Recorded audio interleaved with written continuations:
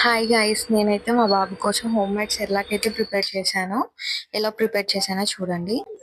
2 glasses of rice అయితే వేసుకున్నాను.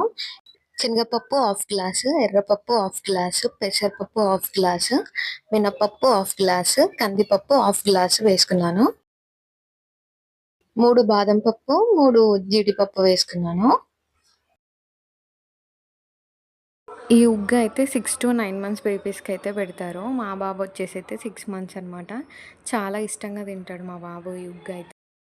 2 times అయితే మంచిగా వాష్ చేసుకొని అయితే ఒక 2 hours అయితే సోక్ చేశాను. తర్వాత అయితే మా టెర్రస్ పైన అయితే ఎండబెట్టాను అనమాట. నేను ఇలా పట్టుకుంటే అస్సలు తడి ఉండొద్దు, మొత్తం డ్రై అయిపోవాలి. ఫ్రై అయిన తర్వాత లో ఫ్లేమ్లో మంచిగా ఫ్రై చేసుకోవాలి, అన్నీ మాడకుండా. తర్వాత మంచి చల్లారిన తర్వాత అయితే మనం గ్రైండ్ చేసుకొని, నేనైతే అందులో కొంచెం ఓమా జీలకర్ర కూడా వేసుకున్నాను, ఎందుకంటే డైజెషన్ మంచిగా అవ్వడానికి.